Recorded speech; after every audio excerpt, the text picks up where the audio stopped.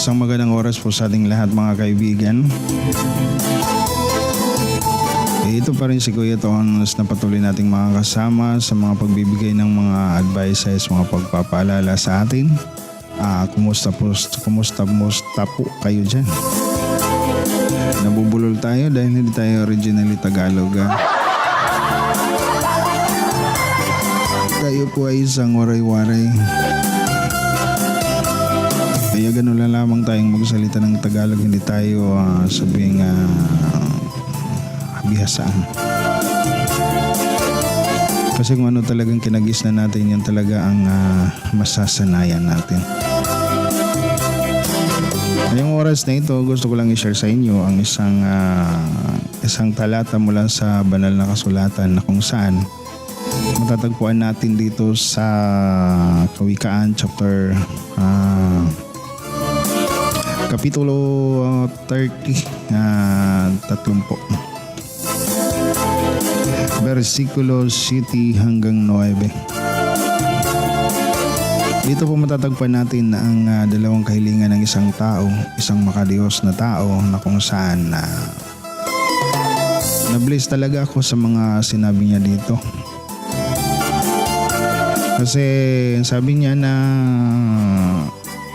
basahin na lang natin dito sa verse 7.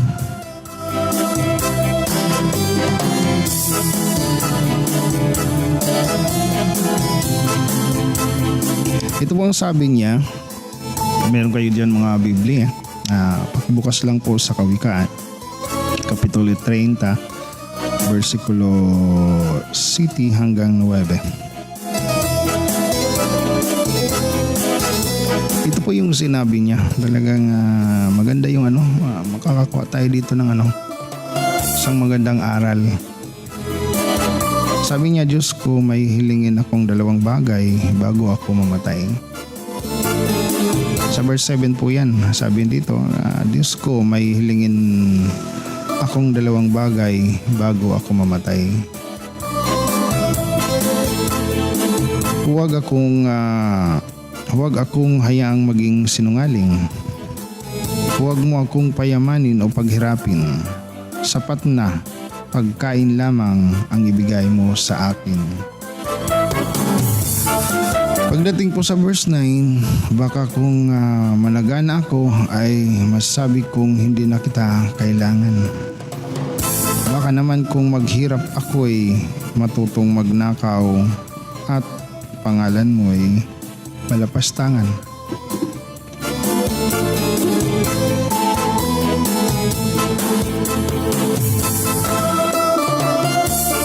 So, nakita natin dito sa taong ito, sa nagsulat ng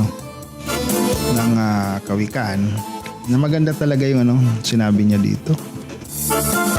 Sabi niya, Diyos ko, ito'y in-address mismo para sa ating Panginoon. He is a godly man na nagsulat ng Proverbs na ito or ng kawikaan na ito. Meron siyang dalawang bagay na hiningi sa Panginoon bago niya kunin. Ikaw, sa tingin mo, tanungan dito, anong gusto mong hilingin sa Panginoon bago ka mamatay? O anong kahilingan ang gusto mong ipaabot sa Panginoon bago tayo kunin? May mga tao na maraming gustong hilingin sa Panginoon. May mga tao na ang gusto nila ay sila ay magkaroon ng mga bagay na kinakailangan nila sa pang-araw-araw. Sa totoo naman, wala namang masama doon. Pero kakaiba ang taong ito na willing talaga sa Panginoon. Sabi niya, Diyos ko, may hihilingin akong dalawang bagay bago ako mamatay. So this person, alam niya na darating yung araw na siya po ay aalis dito sa lupang kanyang sinilangan. Alam niya yung magiging destinasyon ng kanyang buhay. Ibig sabihin, hindi siya po siya mangmang, siya po siyang matalino.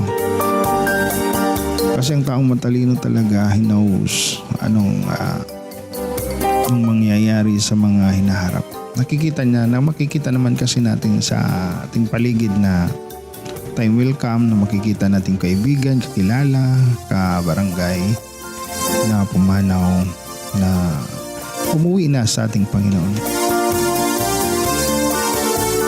So sabi niya, Diyos, kung meron akong hilingin na 2 bagay bago ako mamatay, ano po yun?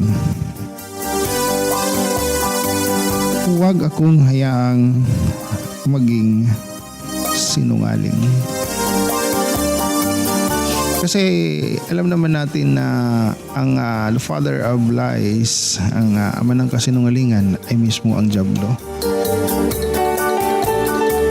Ayon po dyan sa John 8:44, ang ama ng kasinungalingan ay ang dyablo.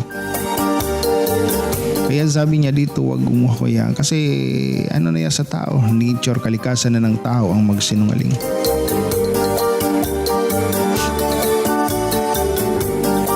Kaya hiniling niya na kasi baka dumating yung mga bagay na hindi naasahan tapos may deny niya yung Panginoon. Yun po ang pinaka-worst sa buhay ng tao, ang i-deny mo yung Panginoon. Kaya sabi niya, bago akong matay, wag mo akong hayaang maging isang sinungaling. Ang ibig sabihin po niya na wag hayaang yung pagsisinungaling ang siyang maghari sa kanyang puso. Kasi hindi naman talaga natin maiaalis na lahat talaga ng tao ay sinungaling. Pero sa kanyang sinabi talagang nano ako kasi ang prayer ng ibang mga tao na wag silang magkasakit, wag silang ganito, kung ano-ano, marami. Pero kakaiba tong prayer niya na wag niyang hayaan na siya'y maging isang sinungaling, lalo na sa harapan ng Panginoon at sa harapan ng mga tao. Ano pa yung gusto niyang hilingin sa Panginoon? Sabi niya dito, huwag akong payamanin. Ito ay kakaiba talaga. Kasi ang prayer ng iba na magkaroon sila ng maraming bagay, maraming pera, kasi ang akala ng iba, yun talaga magpapayaman sa kanila. Pero ang taong ito ay kakaiba. Huwag siyang payamanin. Sa totoo lang, lahat naman tayo ay gustong yumaman. Wala namang ayaw sa mga ganyang mga pangyayari. O kung mangyayari man ng mga ganon, lahat ng tao yata sa mundo ay gustong maabot ang karangyaan sa buhay. Pero siya kakaiba. Kakaiba siya eh. Kasi may mga dahilan kung bakit niya hiniling. Hindi lang po pagiging ang hiniling niya na huwag mo akong payamanin o paghirapin. Ayon po yan sa verse 8. Huwag akong hayaang maging sinungaling. Huwag mo akong payamanin o paghirapin. So, kung bakit ganito ang kanyang prayer pagdating sa Panginoon, yan po ay may mga dahilan. May dahilan po kung bakit niya sinabi. Baka sabihin ng iba, anong klaseng tao yan? Pero ito po ay biblical, ito po ay galing sa kawikaan. Galing po ito sa salita ng Panginoon. At ang salita po ng kawikaan po ay sinulat po ni Solomon. Pero ang nagsulat dito sa chapter na ito ay si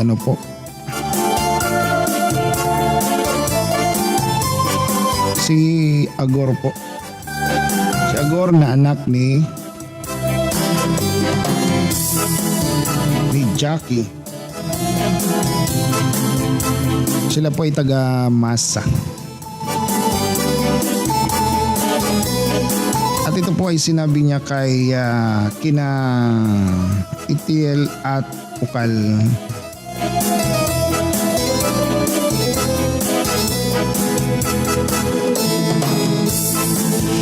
Una, kapag siya ay yumaman, ganito po yung kanyang dahilan kung bakit ayaw niyang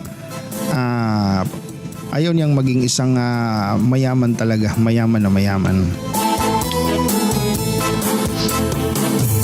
Ito po yung dahilan niya sa verse 9. Sabi niya dito, baka kung managana ako ay masabi kong hindi na kita kailangan. Yan na po ang nagiging problema ng tao kapag nagkaroon na sila ng ng kayamanan or maging maging sumagana ng kanilang buhay, ay nagiging proud po sila, nagiging mayabang, nagiging hambog or ano pa man dyan. Kaya talaga ang prayer na ito ng isang tao, ang tao na to na nakaka-bless talaga. Kasi sabi niya, huwag akong payamanin, baka pagdating na hour, yan na nga, huwag akong payamanin, baka kung managana na ako ay masabi kong hindi na kita kailangan. Kasi minsan, pag marami ka talagang resources, marami kang pera, lalo na pag pera ang pinag-usapan, ay pwede mong masabi sa sarili na hindi mo na kailangan ng Diyos. Kasi lahat ng mga gusto mo naroon na. Kasi ang magiging kaisipan ng tao kapag marami na silang pera, ang magiging Diyos na nila ay yung pera. Kasi mabibili nila ang lahat ng gusto nila at makikita nilang parang gusto na nilang sabihin na, Lord, di na kita kailangan kasi ito na, marami na akong ganito. Kaya ayaw niya na payamanin siya. Yan ang dahilan. Kasi ayaw niyang, ang nakita ko dito, ayaw niyang isang tabi po ang Panginoon. Ang gusto niya na laging Diyos ang mauuna sa kanyang buhay. Ang gusto niya na laging si Lord ang maging priority niya. Kasi nga, sabi nga sa Matthew chapter 6 verse 33, seek first the kingdom of God and His righteousness, and all these things shall be added unto you. Yun nga yun ang sinabi ng Panginoon. Kaya hindi pa man naisulat ang New Testament ay naiintindi niya kung gaano kahalaga ang Panginoon sa kanyang buhay. Kasi para sa kanya mas maimportante po ang Diyos kaysa sa lahat ng bagay. Kaysa sa anumang marating mo sa buhay, the best pa rin ang Panginoon.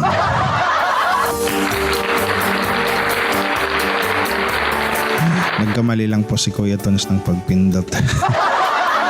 Dapat talagang palakpakan ng Panginoon.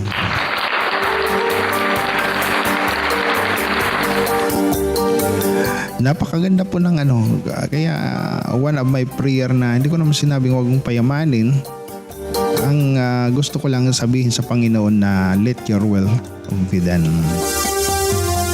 Kasi hindi dapat ang masunod ay ang aking sarili. Ang gusto kong masunod ay yung kagustuhan mismo ng ating Panginoon.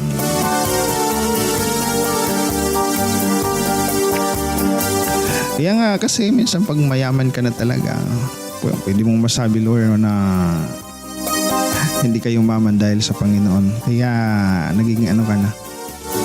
Ang masaklak pa dito, mayroong isang kwento sa New Testament na sabi ng isang yumaman talaga na kulang na ako ng kamalig. Kailangan ko magpagawa ng maraming kamalig kasi wala akong lalagyan ng aking mga kayamanan. Ang sabi niya, pag ganito gusto ko na lang, ang gagawin ko na lang ay kumain at uminom at mabuhay hanggang sa gusto ko. Pero sabi ng Panginoon, Mangmang, hindi mo ba alam na ngayong gabi pa lang ay kukunin na kita? Yan po ang masaklap. Yan po ang isang prayer na yan na huwag siyang payamanin at paghirapin. May dahilan po kung bakit ayaw niyang maghirap siya.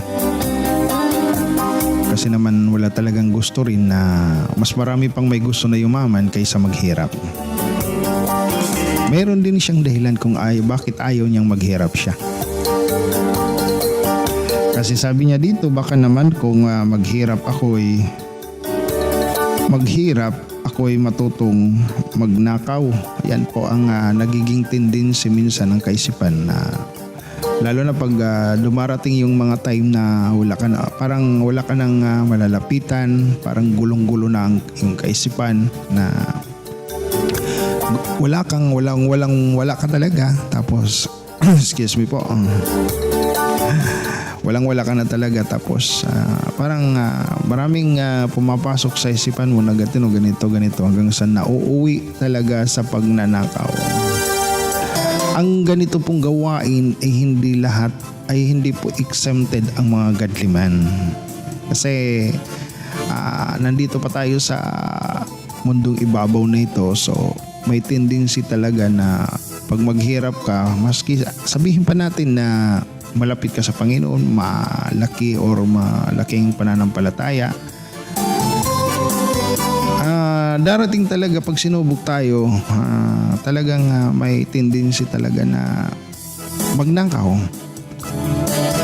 Ano naman ang mangyayari kapag magnakaw na? Pwedeng lapastanganin natin ang pangalan ng Panginoon. Kasi marami ka ng masamang salita na pwedeng bitawan laban sa Panginoon. Kasi ang kaisipan natin na bakit niya ako pinabayaan, ilingkod na niyaman niya ako. Mga ganon talaga. Kaya napakaganda po ng puso ng taong ito. Napakatunay niya sa harapan ng Panginoon. At minsan ka lang makatagpo ng ganitong prayer. Kasi ang prayer talaga ng karamihan ay magkaroon ng maraming blessing. Bless para makita ng tao na talagang buhay ang Panginoon. Pero ito siya yung kakaiba eh. Kakaiba yung prayer niya. Na huwag sana siyang payamanin at papaghirapin. Ibig sabihin, gusto niya nasa gitna lang siya. Na ayun yung magmayaman o gusto niya na magkaroon ng contentment or kakontintuhan sa anumang mga bagay na ibinibigay ng ating Panginoon. Pero sa totoo lang, alam naman natin ang Panginoon kailanman ay hindi magkukulang. Lalo na pag makita niyang totoo ka sa Kanya. Ang sabi nga niya, and my God will supply all my needs according to His riches and glory in Christ Jesus. And all, sabi nga doon, all. And God will supply all my needs. Kaya, pag nang mabasa ko ito talagang na-impress talaga ako. Sabi ko, Lord, ang sarap ng buhay ng ganito lang. Hindi ka masyadong mayaman at hindi ka naman naghihirap. Yun po ang kanyang dalawang kahilingan. Ang huwag siyang maging sinungaling, huwag siyang payamanin o papaghirapin. Ikaw na nakikinig ngayon, ano ang kahilingan mo sa Panginoon? Ganito rin ba or ibang? Kasi dapat nating malaman na ang Panginoon talaga ay naghahanap ng mga pusong katulad nito na wala siyang masyadong ambisyon sa buhay. Tingnan niyo si Haring Solomon. Nang siya ay naghahari ng bata pa siya, bata pa kasi siya nang gawin siyang hari ng Israel. Kaya nang tinanong siya ng Panginoon, anong gusto mong hilingin sa akin? Sabi niya, Lord, bigyan mo ako ng kaalaman. Kasi the best pa rin ang wisdom, ang kaalaman kaysa sa anumang mga bagay sa mundong ito. Pero alam niyo, sabi ng Panginoon, dahil hindi kayamanan ang hiniling mo sa akin, bibigay ko rin yan sa iyo. Ibinigay niya yung wisdom, may bonus pa. Lahat ng kanyang kailangan ay ibinigay ng Panginoon. Kaya si Solomon, the most richest king, the most wisest king na makikita natin sa Biblia. At walang naging kagaya ni Solomon. Kaya hanggang dito lang muna at naway may intindihan kayo or may ganoon kayong napulot sa mga payo ni Kuya Tonos. Maraming salamat po hanggang sa susunod nating pagkikitang muli. Maraming salamat and God bless us all.